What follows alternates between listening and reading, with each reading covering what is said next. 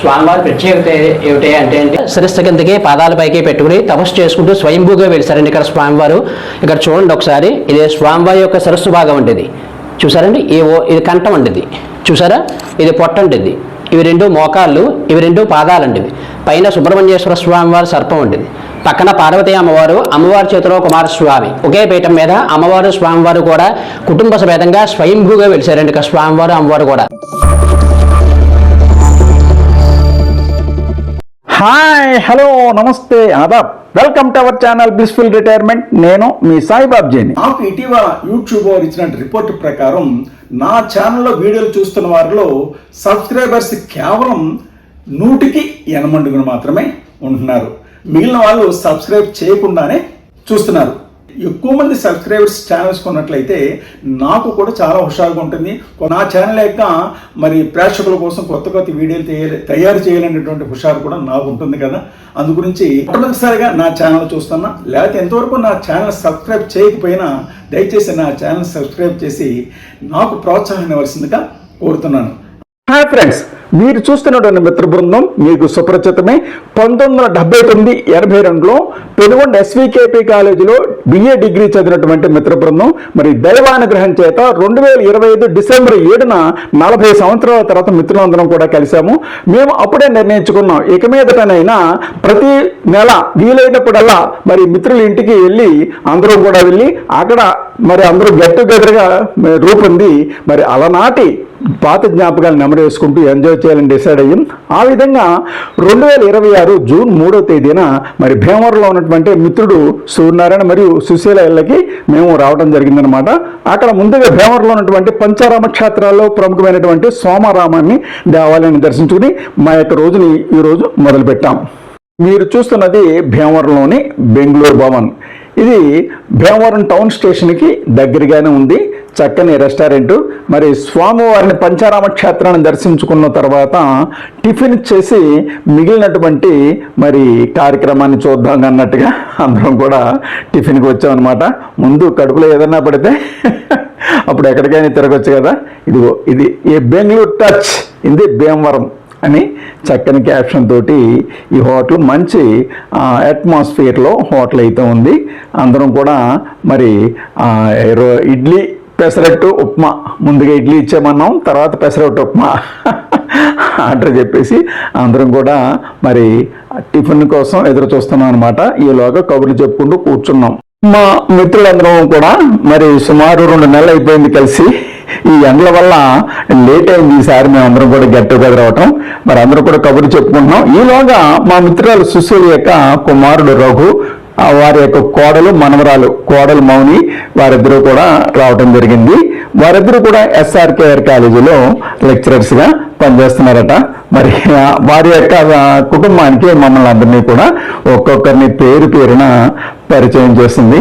మరి వారిద్దరూ చక్కని ఎడ్యుకేటెడ్, మమ్మల్ని చాలా చక్కగా రిసీవ్ చేసుకున్నారు అంతా కూడా. మిత్రురాలు విజయలక్ష్మి, సత్యవాణి, ఎదురుగా సుశీల, ఆ ప్రక్కనే శశిరేఖ, వెంకటేశ్వర్లు, మిత్రుడు రెడ్డి గారు, అలాగే ఎదురుగా మరి ప్రసాద్ గారు ఆయన భార్య, అట్లాగే నేను నా శ్రీమతి, అట్లాగే సూర్యనారాయణ గారు మిసెస్ సూర్యనారాయణ, మరి సుశీల కొడుకు రఘు, వారి యొక్క పాప కూడా కూర్చున్నాం. టిఫిన్స్ అనంతరం అందరం కూడా ఒక గ్రూప్ ఫోటో మరి వీడియో తీసుకున్నాం అనమాట.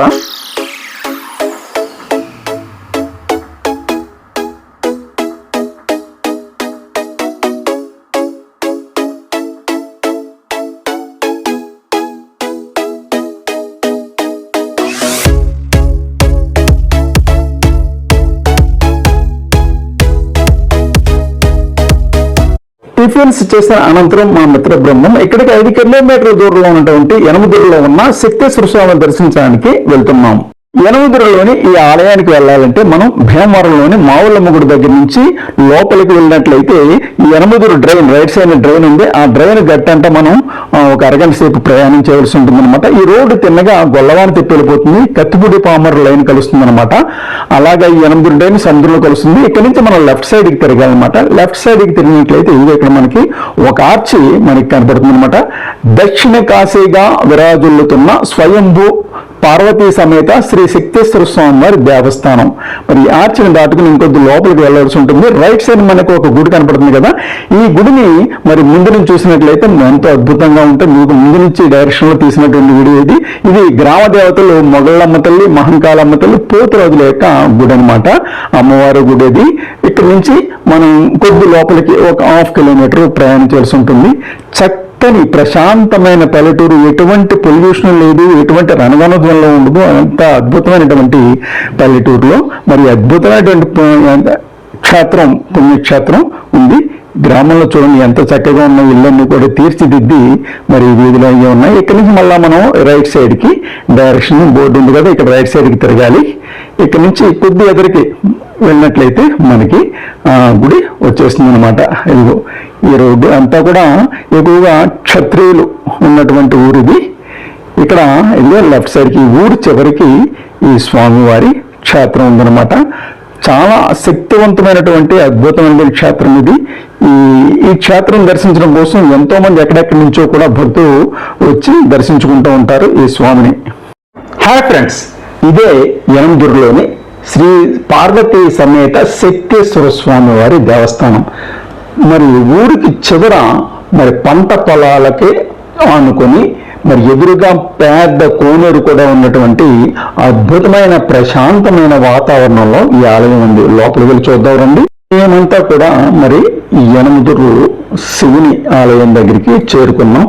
మరి అక్కడికి గుడిలోకి వెళ్ళటానికి కావాల్సినటువంటి సంభారాలు కొనడం కోసం కొంతమంది మిత్రులు వెనక దగ్గర ఉన్నటువంటి షాప్ దగ్గరికి వెళ్ళి మరి కొబ్బరికాయలు అవి తీసుకురావడానికి వెళ్ళారు. మేము వారి కోసం వెయిట్ చేస్తున్నాం అనమాట.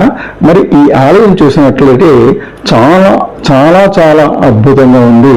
మరి ప్రశాంతమైన వాతావరణంలో మరి కోనేరు, ఆలయానికి ఎదురుగా చక్కని కోనేరు ఉంది. మరి మనసుకు హత్తుకునే విధంగా మరి మనం ఏదన్నా కష్టాల్లో ఉన్న, బాధల్లో ఉన్న, ఆలోచనలో ఉన్న అవన్నీ కూడా పారదోలే విధంగా మరి చక్కని వాతావరణంలో ఈ ఆలయం అయితే నెలకొని ఉంది.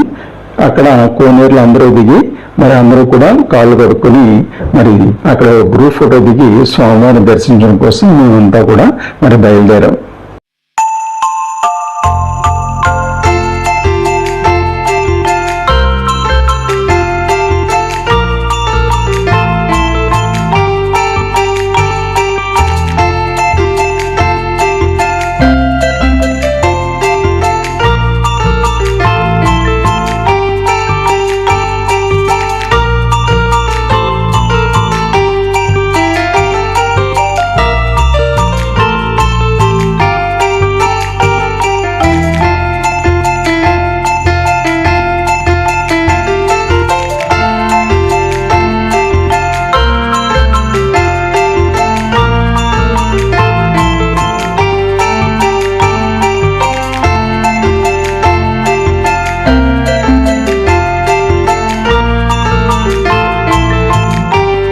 సాధారణంగా ఆలయాల్లో ప్రత్యేక పర్మిషన్ ఉంటే తప్ప మరి గర్భగుడిలో స్వామివారిని మూర్తిని వీడియో తీయటానికి అంగీకరించరు. మరి ఆ విధంగానే ఇక్కడ కూడా అదేంటంటే రూల్స్ ఉన్నాయి. అయితే నేను అక్కడ ఉన్నటువంటి ఎగ్జిక్యూటివ్ ఆఫీసర్ గారు అవి కూర్చున్నారు, ఆయన ప్రత్యేకంగా రిక్వెస్ట్ చేసి ఇలాగా మన బ్లిస్ఫుల్ రిటైర్మెంట్ ఛానల్ ప్రేక్షకుల కోసం మరి ఎంతో శక్తివంతమైనటువంటి యనమదుర్రు క్షేత్రం యొక్క ఈ ఆలయ గర్భగుడిని, ఆ స్వామి వారిని చూపించడం కోసం ప్రత్యేక పర్మిషన్ రిక్వెస్ట్ చేసి తీసుకోవడం జరిగిందనమాట. మరి చూసారు, అదిగో తలకిందులుగా శిరశాసనంలో తపస్సు చేసిన శివుడు ఇక్కడ శివలింగంగా ఉంటారనమాట. అది ఇక్కడ విశేషం. మరి మిత్ర బృందం అంతా కూడా మరి ఆ స్థల పురాణం గురించి, స్వామివారు చెప్పే కథ గురించి ఎదురు చూస్తున్నాం. అందరూ కూడా ఆసక్తిగా ఉన్నాం. నా పేరు కొడమంచిలి తమ్మరాజు సార్ అండి. కొడమంచిలి తమ్మరాజు గారు, నేను బ్లిస్ఫుల్ రిటైర్మెంట్ అని యూట్యూబ్ ఛానల్ చూస్తున్నానండి. మా ఛానల్ ప్రేక్షకుల కోసం యనమదుర్రు పరమేశ్వరుడు చాలా ప్రసిద్ధి. ఎప్పటి నుంచో వీడియో చేయాలనుకుంటున్నాను, ఈ రోజుకి అవకాశం వచ్చింది. స్వామివారి యొక్క ఈ శక్తి పీఠం మహత్యం కాస్త వివరంగా చెప్పండి మా ప్రేక్షకుల కోసం. ఇక్కడ స్వామివారి ప్రత్యేకత ఏమిటి అంటే శిరస్సు కిందకి పాదాలపైకి పెట్టుకుని తపస్సు చేసుకుంటూ స్వయంభూగా వెళ్తారండి ఇక్కడ స్వామివారు. ఇక్కడ చూడండి ఒకసారి, ఇది స్వామివారి యొక్క శిరస్సు భాగం అండి. ఇది చూసారండి, ఇది కంఠం అండి. ఇది చూసారా, ఇది పొట్ట అండి. ఇది ఇవి రెండు మోకాళ్ళు, ఇవి రెండు పాదాలండి. ఇవి పైన సుబ్రహ్మణ్యేశ్వర స్వామి వారి సర్పం అండి. పక్కన పార్వతీ అమ్మవారు, అమ్మవారి చేతిలో కుమారస్వామి, ఒకే పీఠం మీద అమ్మవారు స్వామివారు కూడా కుటుంబ సమేతంగా స్వయంభూగా వెలిసారండి. ఇక్కడ స్వామివారు అమ్మవారు కూడా. ఇక్కడ స్థల పురాణం ప్రత్యేకత ఏమిటి అంటే భీమవరం పట్టణానికి సుమారుగా 5 కిలోమీటర్ దూరంలో ఈ యనమదుర్గ అనే గ్రామం ఉందండి. ఇక్కడ పూర్వకాలంలో సంబరాసురుడు అనేటటువంటి రాక్షసుని వధించడానికి యమధర్మరాజు యుద్ధం చేస్తారటండి. ఆ యుద్ధంలో యముడికి శక్తి సరిపోకపోతే స్వామివారి గురించి తపస్సు చేస్తారటండి యమధర్మరాజు ఇదే ప్రదేశంలో. అప్పుడు స్వామివారు ఇక్కడ ఎలాగైతే ఉన్నారో తలకిందులుగా తపస్సు చేసుకుంటూ స్వయంభూగా అక్కడ కైలాసంలో ఉంటారటండి. ఆ కైలాసంలో స్వామివారు తలకిందులుగా ఉండడం వల్ల ఆ యముడు తపస్సులో స్వామివారు పట్టించుకోకపోతే ఆ సందర్భంలో అమ్మవారు పార్వతీదేవి ఒళ్ళో కుమారస్వామిని కూర్చోబెట్టుకుని ఆడిస్తూ ఉంటుంది. అమ్మవారు చూస్తుంది యముడు తపస్సుని. ఆ యముడు తపస్సు వల్ల స్వామివారి తపస్సుకు భంగం కలుగుతోందని చెప్పిన అమ్మవారు భావించి కుమారస్వామితో సహా భూలోకంలోకి వచ్చి యముడికి శక్తిని ప్రసాదిస్తుంది. అమ్మవారి శక్తి స్వీకరించిన తర్వాత యముడు మళ్ళీ యుద్ధం చేసి సంబరాసురుని జయిస్తారటండి. ఆ జయించిన తర్వాత అమ్మవారిని కోరుకుంటారటండి యమధర్మరాజు, నా పేరు మీద భూలోకంలో ఎటువంటి దేవాలయాలు లేవు కాబట్టి స్వామివారు నా పేరు మీద ఇక్కడ వెలిసారా, నాకు వరం ప్రసాదించమ్మా అని చెప్పిన అమ్మవారిని వేడుకుంటే అప్పుడు అమ్మవారు స్వామివారిని ఈ విధంగా శిల రూపంలోకి తీసుకుని వస్తుందన్నమాట. ఈయన తపస్సులో ఉన్నారు కాబట్టి ఈయన తపస్సుకు ఎవరూ భంగం కలిగించకూడదని చెప్పిన అమ్మవారు భావించి కుమారస్వామితో సహా అమ్మవారు కూడా పక్కనే ఆయన తపస్సుకి కాపలాగా కూర్చుందన్నమాట. అమ్మవారి శక్తి కారణంగా ఇక్కడ స్వామివారు వెలిసారు. యొక్క తపస్సు చేసిన ప్రాంతం కాబట్టి అమ్మవారు వరవిస్తుందని యమధర్మరాజుకి ఇక్కడ ఈ గ్రామం పేరు ముందుగా యమునాపురంగా పిలవబడుతుంది అని చెప్పిన అమ్మవారు నామకరణం చేస్తున్నాను. ఆ యమునాపురం వల్ల యమగురుగాను కాలకరణగా మారుతూ వచ్చిందన్నమాట. ఇక్కడ ఏమిటి అంటే అమ్మవారు మరొక వరవిస్తుందండి. ఇక ఎవరైతే వచ్చి భక్తులు ఇక్కడ స్వామివారి దర్శనం మార్గదర్శనం చేసుకుంటారో వారికి ఎటువంటి అపమృత్యు దోషాలు, అనారోగ్య సమస్యలు, యమగండాలు ఉండవు, నివారించబడతాయని చెప్పి సాక్షాత్తు యమధర్మరాజుకి అమ్మవారు వరవిస్తుందన్నమాట. ఇక్కడ ఎదురుకుంటే శక్తి ఉండవని చెప్పి చెరువు ఉందండి స్వామివారి కొలను. ఆ చెరువు ప్రత్యేకత ఏమిటంటే కాశీ గంగ ఇందులో కలుస్తుందని చెప్పి చరిత్ర. ఎప్పుడూ కూడా స్వామివారికి మహానైవేద్యం అదే నీళ్ళతో ఉండాలన్నమాట. వేరే నీరు తీసుకొచ్చి పెట్టుకున్నా స్వామివారికి మహానైవేద్యం ఒకరికి చరిత్ర పూర్వకాలం నుంచి కూడా ఆచారంగా వస్తుందన్నమాట. ఇక్కడ మీకు ఎక్కడ చూసినా స్వామివారు లింగ రూపంలో ఉంటారు. ఇక్కడ ఒక చోట మాత్రమే స్వామివారి శీర్షాసనం శ్రీకుంటికి పాదాల పైకి పెట్టుకుని తపస్సు చేసుకుంటూ స్వయంభూగా యమధర్మరాజు యొక్క కోరిక మీద ఇక్కడ స్వామివారు వెలిసారన్నమాట. మీరు ఆ వెనకాల వెండి కవచం చూస్తే మీకు రూపం బాగా అర్థమవుతుంది. అది కూడా ఒకసారి చూడండి.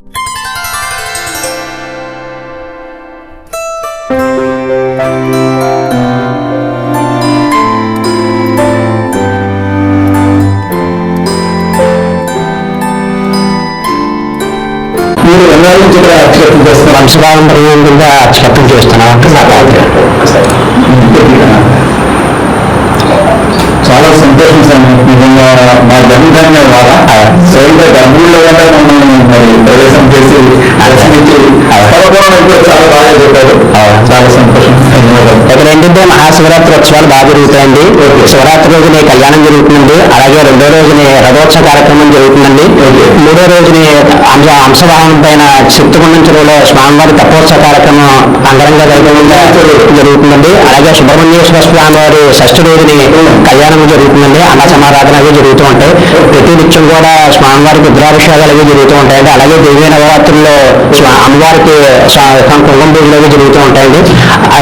ప్రతి శివాలయంలో జరిగేటువంటి కార్యక్రమాలను కూడా ఇక్కడ విశేషంగా జరుగుతూ ఉంటాయి. చుట్టుపక్కల నుంచే కాకుండా సుదూర ప్రాంతాల నుంచి కూడా ఇక్కడికి వచ్చి దర్శనం చేసుకుంటూ ఉంటారు. అక్కడ దర్శనం చేసుకున్న వాళ్ళందరికీ కూడా ఎటువంటి అపమృత్యు దోషాలు, అనారోగ్య సమస్యలు ఉండవని చెప్పి భక్తులు పెరగాలని విశ్వాసం. సంవత్సరానికి 3 సార్లు మహోత్సవాలు జరుగుతూ ఉంటాయి. సాధారణ దేవాలయాల్లో శివరాత్రి ఉంటుంది. ఇక్కడ 3 ఉత్సవాలు సుబ్రహ్మణ్య షష్ఠి కూడా మహాశివరాత్రి. చాలా సంతోషం సార్.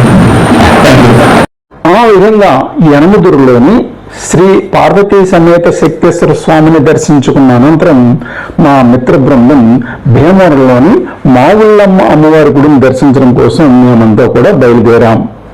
ఇది మిత్రులారా, ఈ వీడియో కనుక మీకు నచ్చినట్లయితే లైక్ చేయండి, షేర్ చేయండి. అలాగే మీ యొక్క వాల్యుబుల్ కామెంట్ని కామెంట్ బాక్స్లో ఉంచండి. అలాగే నా ఛానల్ మొట్టమొదటిగా చూస్తున్నా లేదా ఎప్పటివరకు సబ్స్క్రైబ్ చేయకపోయినా దయచేసి నా ఛానల్ని సబ్స్క్రైబ్ చేసి నాకు ప్రోత్సాహాన్ని ఇవ్వాల్సిందిగా కోరుతున్నాను. ఇంతటితో ఈ వీడియోని ముగిస్తున్నాను. త్వరలోనే మరి ఒక కొత్త వీడియోతో మీ ముందుంటాను. అంతవరకు బాయ్ బాయ్.